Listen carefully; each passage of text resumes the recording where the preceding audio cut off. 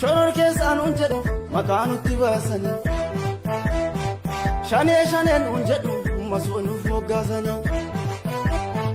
Shoror keessaan nu miti warra dhugaa falmatu ni Oromoo jedhini Shoror keessaan nu miti warra haqaa falmatu ni wabooda jedhini ni Oromoo jedhini ni wabooda jedhini ni Oromoo jedhini Jalmarroon koo eenyure abaa'uudha jedhini Jadaawud koo eenyure abaa'uudha jedhini Jagalmachuun eenyure abaa'uudha jedhini Jalgullichaan eenyure abaa'uudha jedhini Jarsanyiin koo eenyure abaa'uudha jedhini Jo'a Muhammad eenyure Oromoodha jedhini Baqqalaa Garbaa eenyu Oromoodha jedhini Amsaa Booranaa eenyu Oromoodha jedhini Kan saba isaaf falmatu abaa'uudha jedhini Oromoo jechuun dhiigaa abaa'oo jechuun dhiigaa siidaa hattuun ijaarte wabootu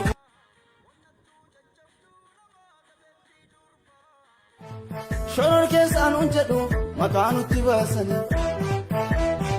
Shanee shaneen unjedhu masoonuuf moggaasanii Shoror keessaan nu miti warra dhugaa falmatu ni Oromoo jedhini Shoror keessaan nu miti warra haqaa falmatu ni wabooda jedhini ni Oromoo jedhini